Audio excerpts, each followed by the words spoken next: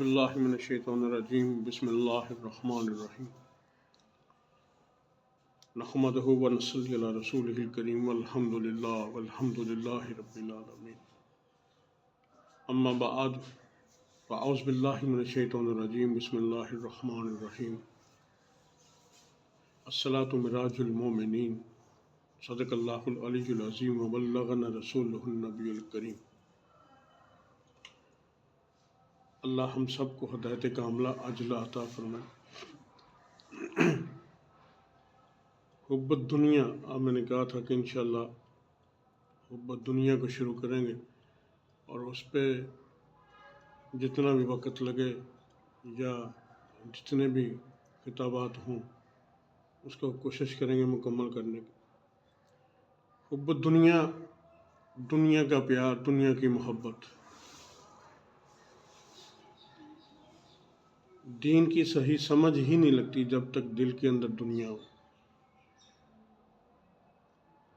جب تک دنیا ہمارے دل کے اندر ہو تب تک دین کی سمجھ نہیں لگتی، نماز میں حلم نہیں آتا، نماز کے اسرار کی سمجھ نہیں لگتی، باطنی جو پرواز ہے وہ پرواز نہیں پکڑتی، قلب منور نہیں ہوتا جب تک دل کے اندر حب الدنیا۔ مسجد جب تک صاف ستھری نہ ہو، پاک صاف نہ ہو، یہ مسجد کا جو سب سے اہم اس کی بات ہے کہ مسجد چاہے آپ کی کیسی بھی ہو، سنگ مرمر لگا ہو یا نہ لگا ہو، فرش کچا ہو یا پکا ہو، اس سے کوئی سروکار نہیں ہوتا۔ سروکار ہوتا ہے کہ پاک ہو، صاف ہو، اس میں نماز پڑھی جا سکے، صفائی ستھرائی ہو اس میں۔ اسی طرح جو دل بارگاہ الہی میں پیش کرنا ہے وہ دل بھی پاک اور صاف ہونا ضروری ہے۔ دل کی صفائی میں سب سے جو ضروری چیز ہے وہ حب الدنیا ہی ہے۔ علماء نے دل کے بے شمار گناہوں کی تفاسیر بہت لکھی ہیں، لیکن میں کہوں گا کہ حب الدنیا ہی ایک ایسی بیماری ہے کہ جو دل کو کھوکھلا کر دیتی ہے، دل کو گندا کر دیتی ہے، معصیت مادیت کی تہ در تہ جو ہے نا اوپر چڑھا دیتی ہے۔ اس کا نکالنا بہت ضروری ہے۔ اس کو نکالنے کے لیے صوفیہ کرام آئے، اولیاء کرام آئے، اپنے اپنے دور میں اپنی اپنی محنت، اپنا اپنا کام وہ کر کے چلے گئے، اور اس کو نکالنے کے لیے انہوں نے اپنے آپ کو ایک بطور سیمپل پیش کیا، بطور مثال پیش کی کہ ہمیں دیکھ لو، ہمارے دل میں نہیں ہے تو پھر آپ کے دل میں بھی نہیں ہونی چاہیے۔ یعنی حب الدنیا نکالنی بہت ہی ضروری ہے۔ نماز دین کا بڑا اہم ایک رکن ہے، دین کا بہت اہم ایک رکن ہے جس کو ہم نماز کہتے ہیں۔ اب میں حب الدنیا کی طرف جانے سے پہلے آپ کو حضرت ابو طلحہ کے نماز کے حوالے سے ایک چھوٹی سی بات عرض کرتا چلوں، یہ مدد دے گی ہمیں دل کو صاف کرنے میں اور حب الدنیا کو دل سے ہٹانے کے لیے۔ دل جتنا بھی دنیا سے خالی ہوگا اتنا اللہ رب العزت کے رازوں میں سے کچھ نہ کچھ راز اس کو ضرور ملیں گے۔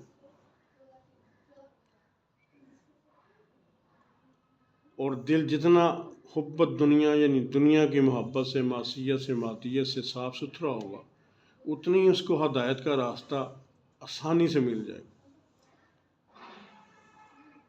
ورنہ نہ تو دین ملتا ہے، بے شک میں اس میں کوئی شک نہیں ہے کہ ہم اہل سنت و جماعت سے تعلق رکھتے ہیں، لیکن میں اکثر کہا کرتا ہوں کہ اس وقت ہر جماعت کے اندر کچھ غلطیاں، کچھ اچھائیاں موجود ہیں،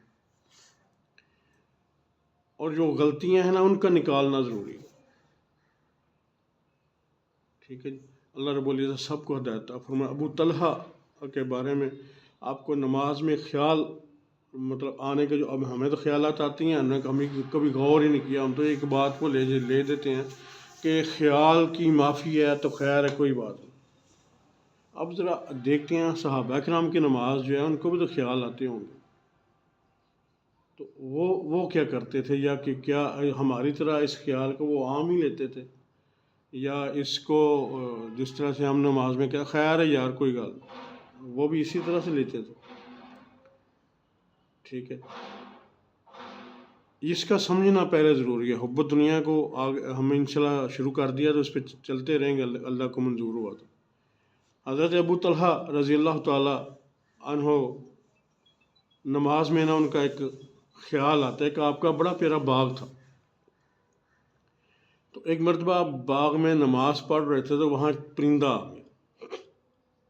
باغ ان کا بڑا، جس کو کہتے ہیں نا گھنا باغ، تو پرندے کو باہر جانے کے لیے راستہ نہیں مل رہا تھا، جہاں جس راستے سے آیا وہ راستہ بھول گیا۔ اکثر آپ نے دیکھا ہوگا گھر کے اندر بھی چڑیا داخل ہو جائے یا کوئی چیز داخل ہو جائے تو اس کو واپسی کا دروازہ کھلا بھی ہو تو لیکن اس کے ذہن میں واپسی کا دروازہ نہیں رہتا، وہ پھر کبھی کسی دیوار کے ساتھ کبھی کہیں وہ کوشش کرتی ہے کسی طرح سے باہر نکل جائے۔ اسی طرح پرندہ آیا، جس راستے سے آیا وہ راستہ اس کو نہ ملا تو وہ کبھی ایک درخت سے اڑا دوسرے پہ آیا، دوسرے سے اڑا تیسرے پودے پہ چلا گیا، وہ اس طرح سے اس کی نا اڑان ہوتی رہی۔ آپ کا نماز کے اندر خیال جو ہے نا اس پرندے کی طرف، ایک دفعہ، دو دفعہ، تین دفعہ، کئی دفعہ خیال جو ہے نا جب تک وہ پرندہ پھڑپھڑاتا رہا نا آپ کا بھی خیال اس پرندے کی طرف جاتا رہا۔ اب ہوا کیا کہ ان کی رکعت ذہن سے نکل گئی کہ میں کون سی رکعت پہ تھا، رکعت بھول گئی۔ اب پھر سجدہ سہو کر کے نماز انہوں نے اپنی پوری کی۔ جب نماز مکمل ہوئی تو اس کے بعد انہوں نے، اب بتا رہا ہوں کہ ایمان کی حالت اور دنیا ان کے اندر کتنی تھی، اس کا اندازہ آپ اسی سے لگا لیجیے گا۔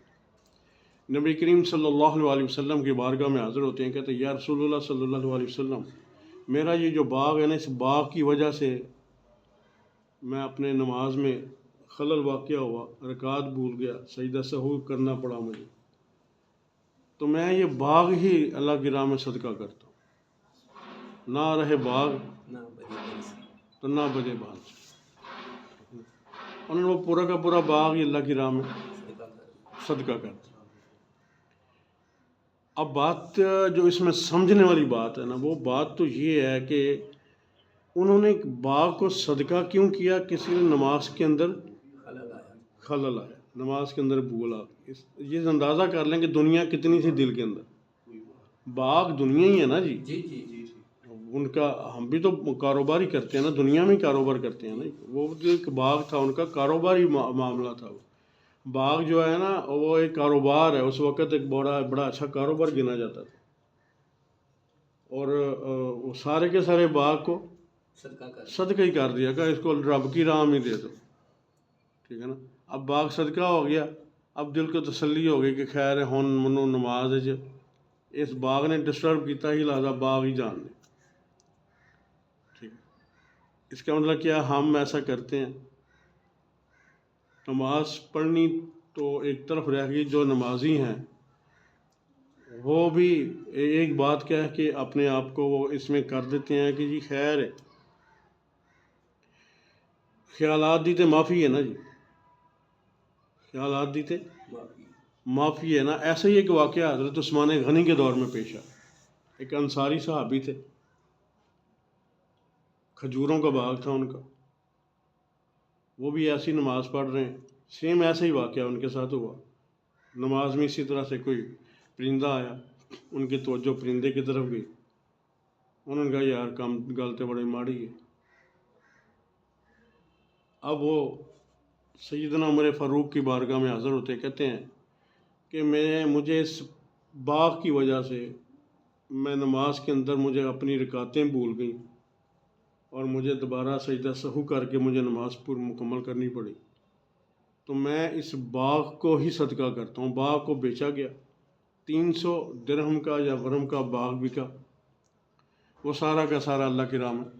عثمان غنی کو بلکہ انہوں نے دے دیا کہ یہ آپ ہی لیں، جہاں مرضی اس کو خرچ کریں، حکومت کے معاملات میں خرچ کریں یا کسی غریب کو دیں یا کہاں جہاں لگتا ہے وہاں اس کو لگا دیں، مجھے نہیں چاہیے، کیونکہ اس کی وجہ سے میری نماز میں مجھے غلطی ہوئی اور مجھے سجدہ سہو کرنا پڑا،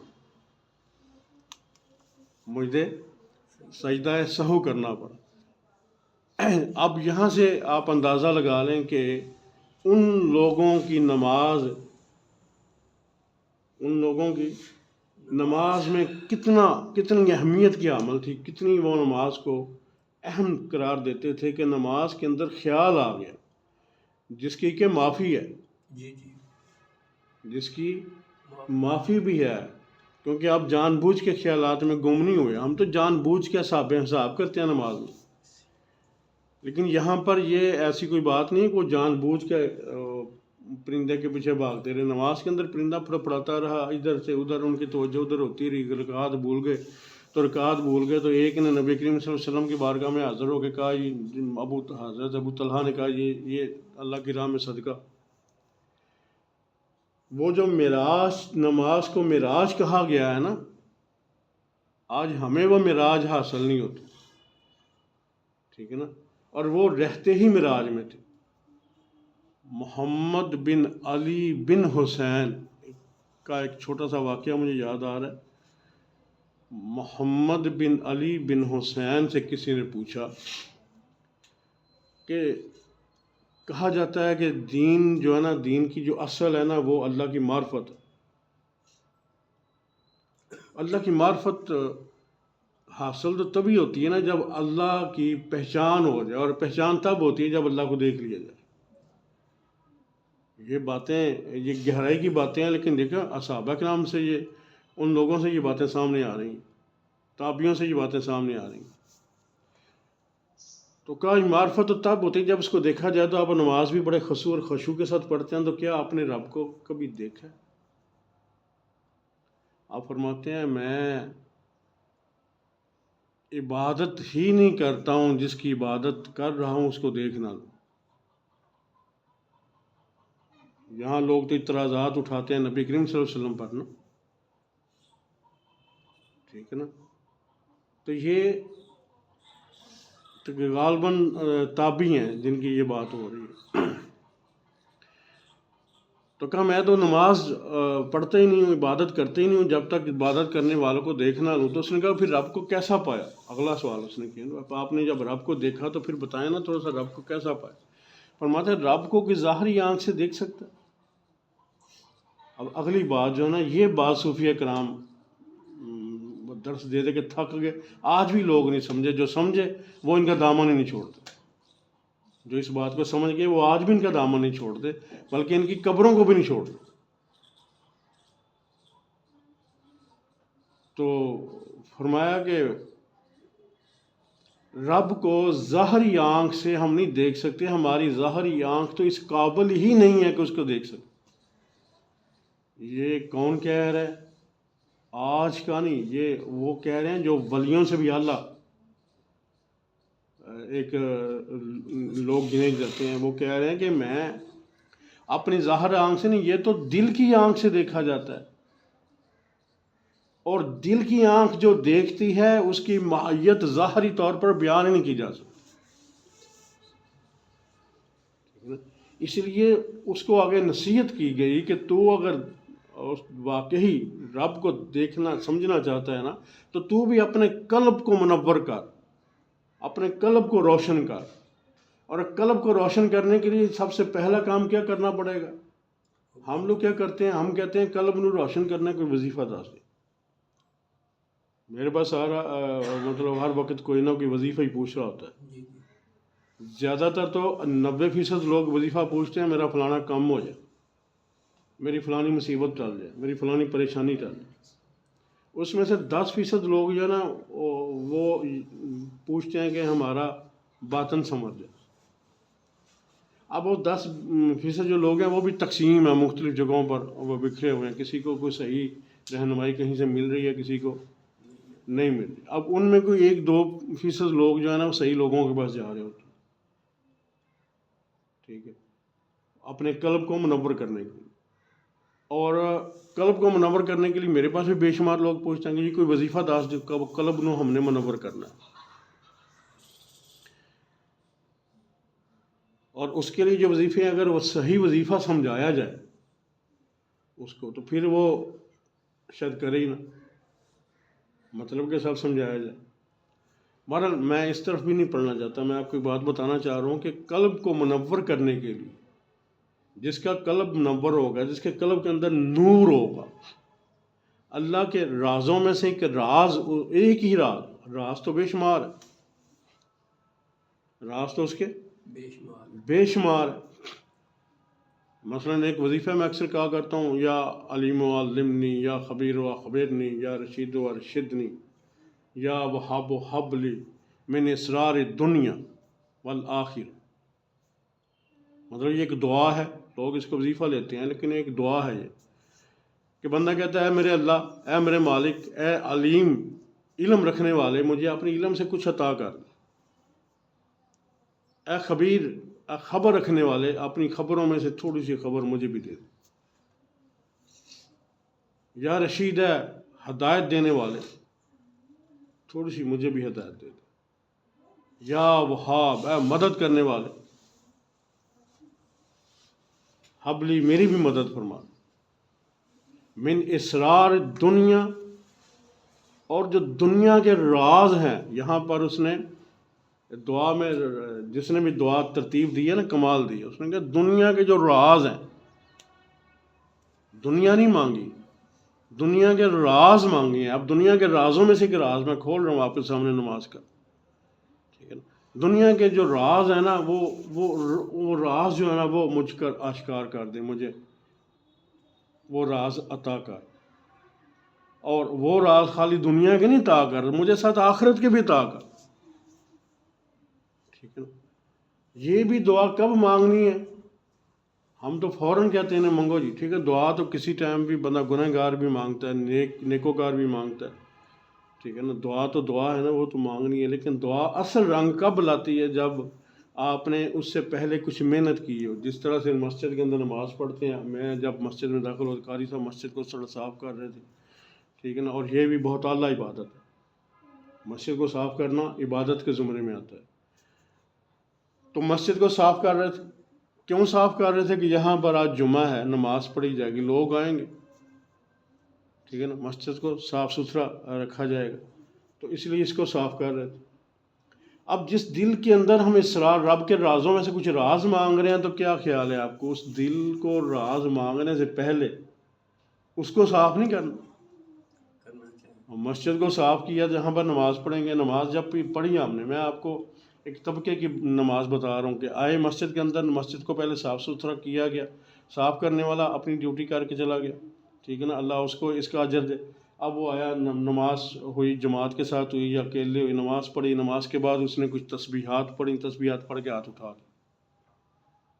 یہی معمول رہا ہے، یہی معمول رہا صحابہ کرام سے لے کر تابعین سے، تابعین سے تبع تابعین سے، صالحین سے، اولیاء کرام تک، یہی، اور اب تک یہی معمول چل رہا ہے، یہی طریقہ ہے کہ نماز پڑھو، نماز کے بعد، حالانکہ نماز بھی بہترین تسبیح، ہاتھ میں ایک تسبیح ہے، تو نماز پڑھو، نماز کے بعد نماز کے اندر بھی دعا ہے، نماز ساری کی ساری ایک دعا ہی ہے، لیکن اس کے بعد پھر کچھ نہ کچھ اللہ کی بارگاہ میں کوئی تسبیحات پیش کر دیں، درود پاک پیش کر دیں، پھر ہاتھ اٹھا دیں، باری تعالیٰ میرا یہ کام رکوا ہوا کر لیں۔ کیا ایسے ہی ہے نا جی؟ ہم شروع سے ایسے ہی سنتے ہیں، دیکھتے، پڑھتے آئے، اور ایسا ہی ہے۔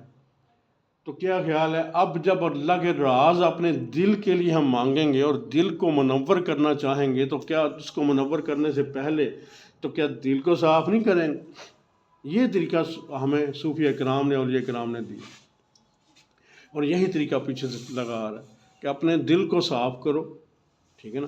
یہاں پر نماز پڑھ رہے ہیں، حضرت ابو طلحہ نماز میں خیال آتا ہے تو آپ باغ کے اندر وہ خیال آ گیا، تو جو ابھی آپ کو ابھی بتا کے گیا کہ آپ نے پورا کا پورا باغ ہی اللہ کی راہ میں صدقہ کر دیا کہ اس کی وجہ سے میری نماز میں خلل پڑا۔